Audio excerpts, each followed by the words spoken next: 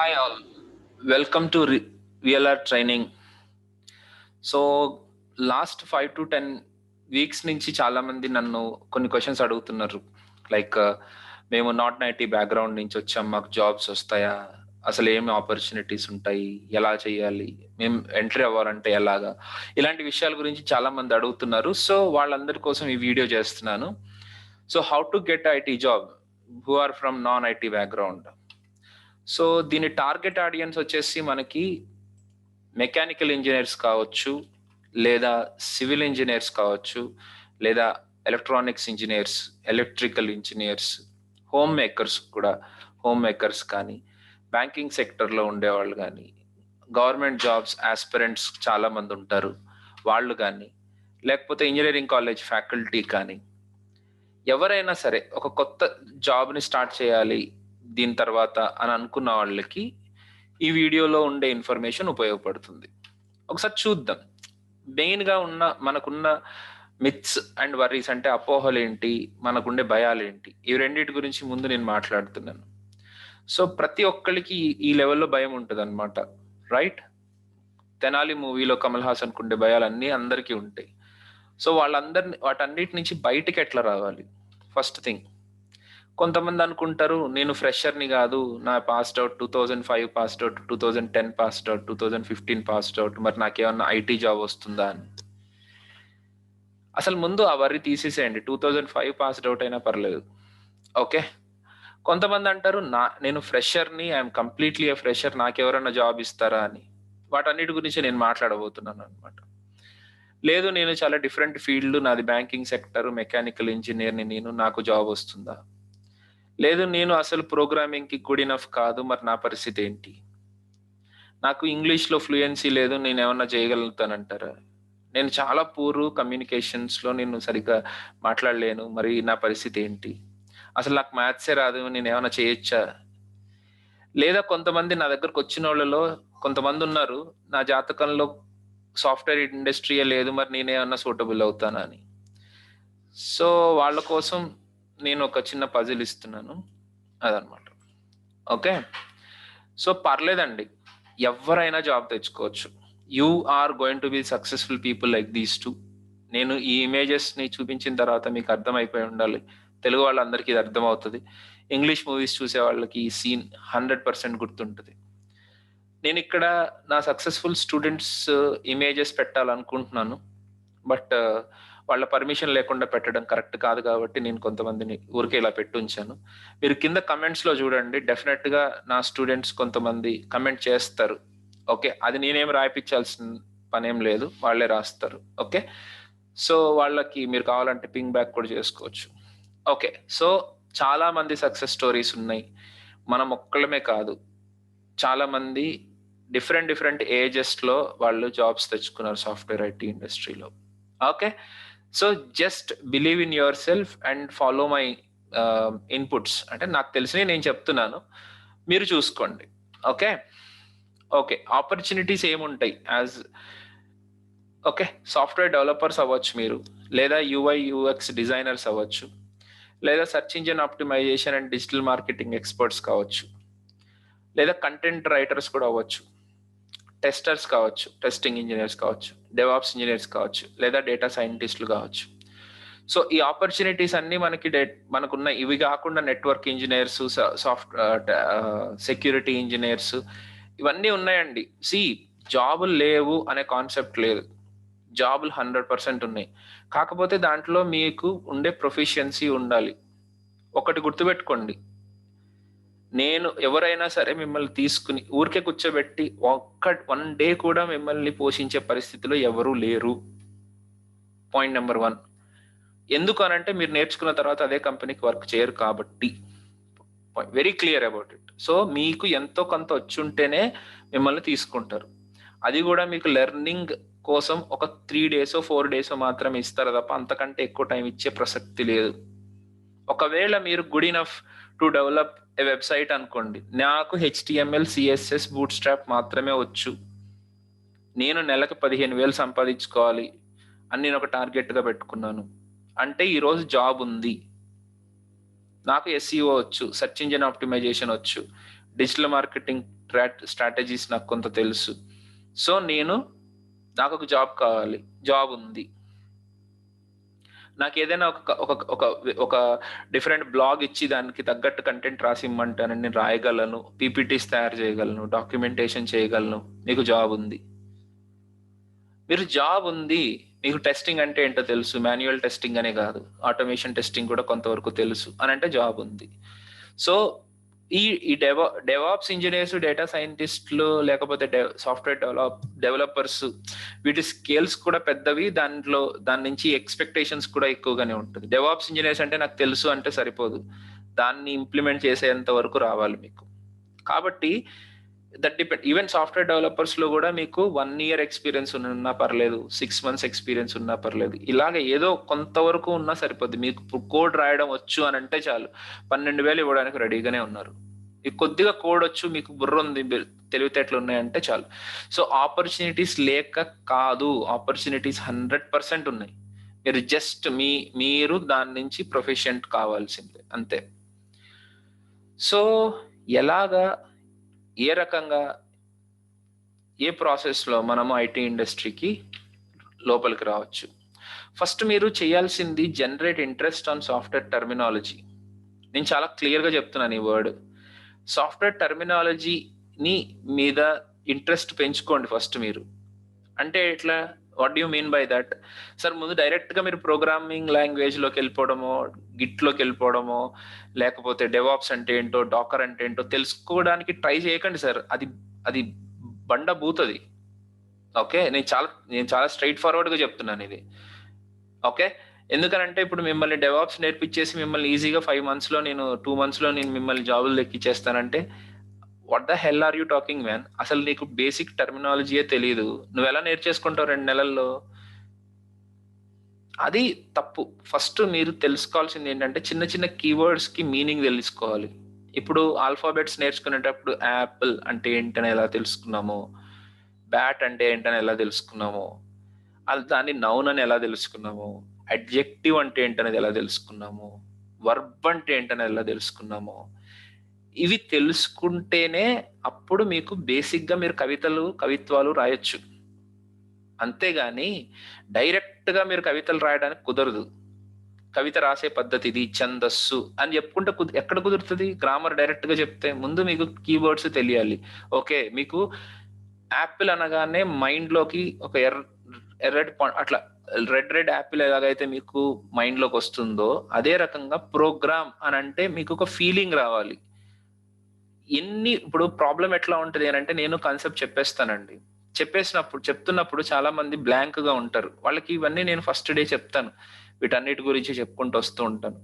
వాళ్ళు చాలా బ్లాంక్ గా ఉంటారు. ఎందుకనంటే ప్రోగ్రామ్ అంటే ఏంటో తెలియదు. సరే, ఒకటి తెలియకపోతే మిగతావన్నీ తెలిస్తే దాంతో కంపెన్సేట్ చేసుకుంటే ఏదో ఒకటి అర్థం చేసుకోగలుగుతాడు. కానీ ఓవర్ ద పీరియడ్ ఒక 10-15 వర్డ్స్ కనుక ఏమీ తెలియని ఉంటే 3rd minute నుంచి దే స్కిప్. అంతే. నేను ఒక 4 to 5 డిఫరెంట్ వర్డ్స్ యూజ్ చేశాను, వాటి మీనింగ్ తెలియదు, దాని మీద నేను క్లాసులు చెప్తున్నాను అనుకోండి, ఆ రోజు సెషన్ నడుస్తుంది అనుకోండి, అంతే. మీకు ఎక్కడ ఉంటది ఆ గ్రిప్? ఎక్కడ ఉంటది? మీకు అర్థం కానప్పుడు ఆ గంట సేపు కూర్చున్న వేస్టే కదా. ఆ ఫ్లో మొత్తం అక్కడే కూర్చుని విన్నా మీకు పనికిరాదు కదా. అట్లా ఆ ప్రాబ్లం ఉందన్నమాట. ఇప్పుడు నేను ఈ వర్డ్స్ అన్ని ఇప్పుడు నేను చూపించినవి చాలా ఫండమెంటల్ వర్డ్స్. సపోజ్ ఇప్పుడు నేను రియాక్ట్ చేసి చెప్తున్నాను, props, state, immutability, destructuring, maps, call back function, ఇలాగ ఒక 10-15 వర్డ్స్ వాడేసరికి gone up in the air.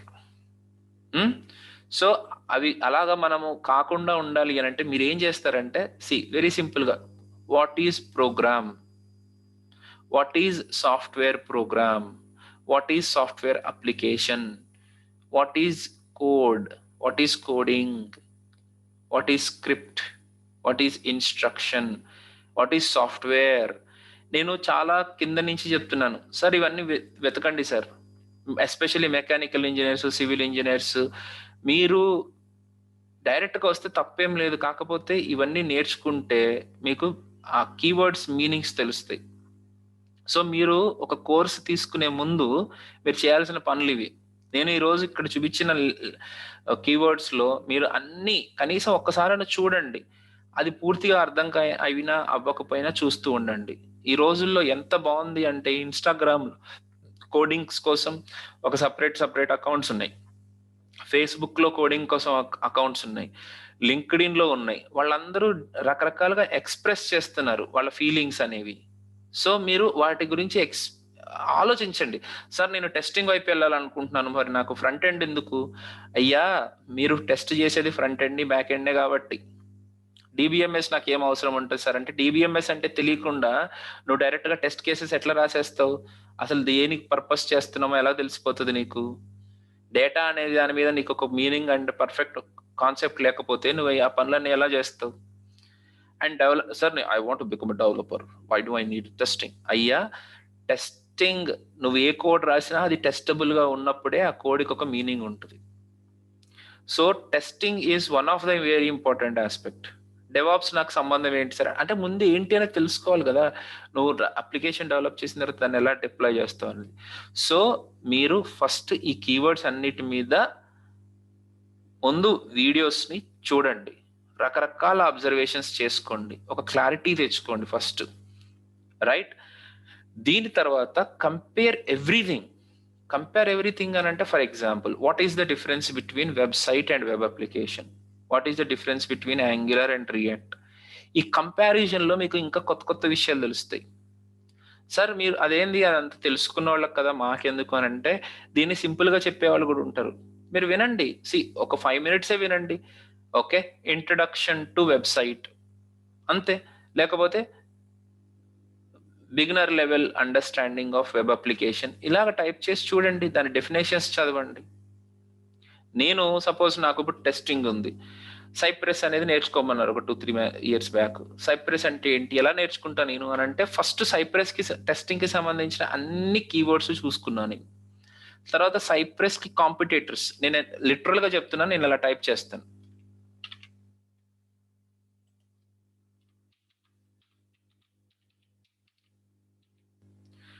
Cypress versus selenium అని అన్నప్పుడు దీంట్లో కీ డిఫరెన్సెస్ తెలుస్తాయి.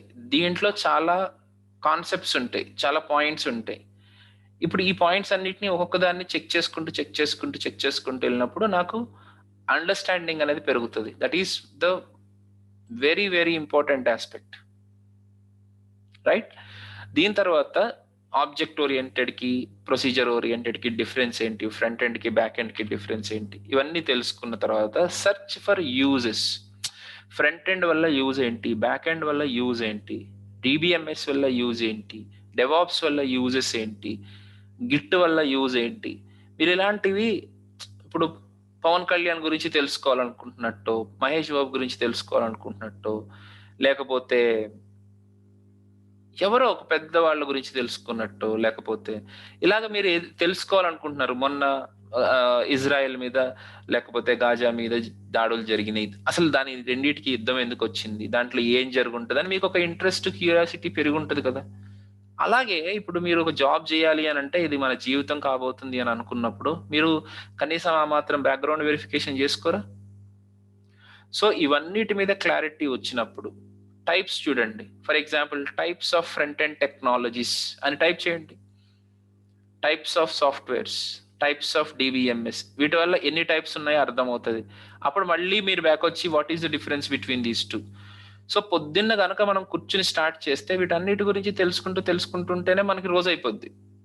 సో దాని మీద మీరు టైం పాస్ చేయగలిగే లెవెల్కి రావాలి. అంటే ఆ సర్చింగ్ లో, ఆ లెర్నింగ్ లో మీరు ఎంజాయ్ చేయగలిగే లెవెల్కి రావాలి. కాంప్లెక్సిటీస్ తర్వాత వస్తాయి. ఇలాంటి విషయాలు తెలుసుకునేటప్పుడు మీరు, అదే చెప్తున్నాను కదా, మన దీపికా పదుకోన్ గురించి తెలుసుకున్నప్పుడు ఎంత ఎగ్జైటింగ్ గా ఫీల్ అవుతారో, దీని గురించి తెలుసుకుంటున్నప్పుడు కూడా అలాగే ఫీల్ అవ్వండి. వావ్, నాకు కొత్త విషయం తెలిసింది ఈ రోజు అని అనుకోండి. That is how you have to think. So ఎలాగ రిలేటెడ్ టెక్నాలజీస్ ఎలా వర్క్ అవుతాయి ఇవన్నీ తెలుసుకున్న తర్వాత దెన్ చూజ్ యువర్ ఇంట్రెస్ట్. మరి ఎలాగ సార్ తెలుసుకుంటాం, నా ఇంట్రెస్ట్ ఏంటది నాకు ఎలా తెలుస్తుంది సార్ అంటే, ఓకే, దీనికంటే ముందు మీరు ఒక విషయం గుర్తుపెట్టుకోండి. ప్రతి ఒక్కళ్ళు ప్రోగ్రామింగ్ అంటే ఏంటి అనేది 100% నేర్చుకోండి. దీన్ని స్కిప్ చేయకండి. నేను చెప్తున్నాను, ఒకవేళ మీరు బీఎస్సీ బీఈడి రాస్తున్నా సరే, ఐ రిపీట్, బీఎస్సీ బీఈడి లేదా మీరు ఏదైనా ట్రైనింగ్ ఏదో ఒకటి చేస్తున్నారబ్బా, మీరు బ్యాంకింగ్ ఎగ్జామ్స్ రాసుకుంటున్నారు, మీరు ఏం చేస్తున్నా సరే, ప్రోగ్రామింగ్ అనే దాన్ని మీరు మిస్ చేయడానికి లేదు. అంతే, దీంట్లో ఇంకో తేడా లేదు, నిజానికి బేరాలు లేవు. ఓకే, మీరు గీకులు కావాల్సిన పని లేదు, కానీ ఒక అరే తీసుకుని దాన్ని ఎలా సార్ట్ చేయాలో తెలిస్తే చాలు. బబుల్ సార్ట్ ఎలా ఇంప్లిమెంట్ చేయాలని తెలిసి వదిలేండి దాన్ని, అంతే. అంతకుమించి ఎక్కువ మీరేం చేయబాకండి. కానీ ఆ ప్రోగ్రామింగ్ టచ్ మీకు ప్రతి ఒక్క మనిషికి అన్నం పెట్టుకోవడం ఎలా రావాలో, లేదా ఒక చిన్న కూర వండుకోవడం, బేసిక్ సెన్స్ అనేది ఉండాలి కదా, అలాగే దీని గురించి కూడా మీరు తెలుసుకోవాలి. ఇప్పుడు నేను మా ఇంట్లో ఎవరన్నా ఊరు వెళ్తే నేనేం బిర్యానీలో ఉండాల్సిన పని లేదు. నేను నా అన్నం నేను పెట్టుకుని పెరిగేసుకుని ఆవకాయ బద్ద వేసుకుని తినేసి పడుకోవడానికి నాకు జ్ఞానం ఉంటే చాలు. కాఫీ ఎలా పెట్టుకోవాలి, టీ ఎలా పెట్టుకోవాలి, ఆమ్లెట్ ఎలా వేసుకోవాలి, మహా బోర్ కొడితే ఏదైనా చిన్నగా ఏదైనా ఆలు కర్రీ లాంటిది ఏదైనా చేసుకోవడం. అంతకు మించి ఇప్పుడు నేనేమి హోటల్ పెట్టేంత లెవెల్ వరకు రావాల్సిన పని లేదు కదా. సో ఈ మాత్రం తెలుసుకోండి అంటున్నా నేను, రైట్. తర్వాత select your interested field. So మీకు డెవలప్మెంట్ అంటే ఇంట్రెస్ట్, మీరు ఇవన్నీ చదువుతున్నప్పుడు మీకు ఆటోమేటిక్గా అనిపిస్తుంది, అరే నేను ఇన్స్టాగ్రామ్ లాంటి అప్లికేషన్ ని డెవలప్ చేయాలనిపిస్తుంది, నాకు కొన్ని కొత్త థాట్స్ ఉన్నాయి. You have to feel like Brahmanandam, నేను ఒక కొత్త ప్రపంచాన్ని సృష్టిద్దాం అనుకున్నా, పర్లేదు సార్, అలాంటి పిచ్చిగా ఉంటా పర్లేదు, రైట్. డిజిటల్ మార్కెటింగ్ చేయడం, టెస్టింగ్ ఇది మీ ఐడియాలను బట్టి. ఓకే, మీరు మంచి ఇంగ్లీష్ మాట్లాడుతున్నారు, మీకు మంచి గ్రామర్ తెలుసు, okay, and I want to know something అని అంటే డిజిటల్ మార్కెటింగ్ నేర్చుకోండి, ఎస్ఈఓ నేర్చుకోండి, డిజిటల్ మార్కెటింగ్ స్కిల్స్ తెలుసుకోండి, సూపర్బ్ ఫీల్డ్.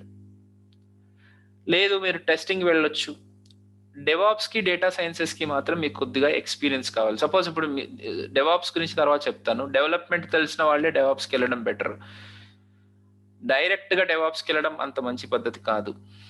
డేటా సైన్స్ ఉంది, మీకు మ్యాథ్స్ వచ్చు sir, that data science is a very good field. Probability statistics మీద మీకు ఒక గ్రిప్ ఉంది, డేటా సైన్స్ ఎంచుకోండి, తీసుకోండి, చదవండి, స్టార్ట్ చేయండి. Before going to any institute, మీరు ఇన్స్టిట్యూట్కి వెళ్ళి సార్ నాకు డెవాప్స్ చేసేసాలి అని అనకండి. ముందు డెవాప్స్ అంటే ఏంటో ముందు తెలుసుకోండి. తెలుసుకోవడానికి కదా ఫోన్ చేసేది సార్ అంటే ఎంతసేపు మాట్లాడతారండి? 5 minutes మాట్లాడతారు, 10 minutes మాట్లాడతారు, అంతేగాని మీరు మీ అంతటా ఓన్గా మీరు నేర్చుకున్నప్పుడు తెలుసుకున్నప్పుడు ఉండే ఇంట్రెస్ట్ ఉండదు కదా. ఫస్ట్ మీరు ఒక ఫండమెంటల్ రివ్యూ చేయండి, ఫండమెంటల్ అనాలిసిస్ చేయండి, అది మీకు సూట్ అవుతుందా లేదా అనేది. తర్వాత మేము కూడా మీకు సజెస్ట్ చేస్తాం, right.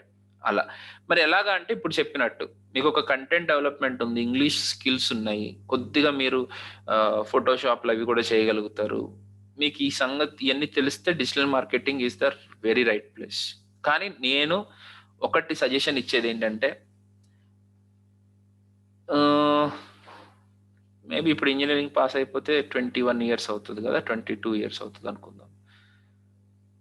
At least 2005 passed out, 2010 passed out నుంచి ఉన్న వాళ్ళందరూ ఒక 10 years అయినా పర్లేదులేండి, 10-12 వీళ్ళందరూ ఎవరైనా సరే మీరందరూ దయచేసి డెవలప్మెంట్కే ట్రై చేయండి. మీకందరికి అయ్యో నా ఏజ్ పెరిగిపోయింది నన్ను ఎవరైనా తీసుకుంటారా అనే అంత తప్పేం మీరు చేయలేదు. ఓకే, ఎవరైనా మిమ్మల్ని క్వశ్చన్ చేస్తే ఒకటి గుర్తుపెట్టుకోండి సార్, మనం రేపులు మర్డర్లు చేయలేదు సార్, మనము అనుకోకుండా వేరే డిఫరెంట్ ఫీల్డ్కి వెళ్ళాము, అదంతా దాంట్లో అంత గ్రోత్ లేదని అనిపించింది, కానీ దీంట్లో నాకు ఇంకా ఇంట్రెస్ట్ ఉంది కాబట్టి నేను దీన్ని చేస్తున్నాను. ఈ మాత్రం మనం ఎందుకు చెప్పలేము? You have to say that this is not a crime కదా.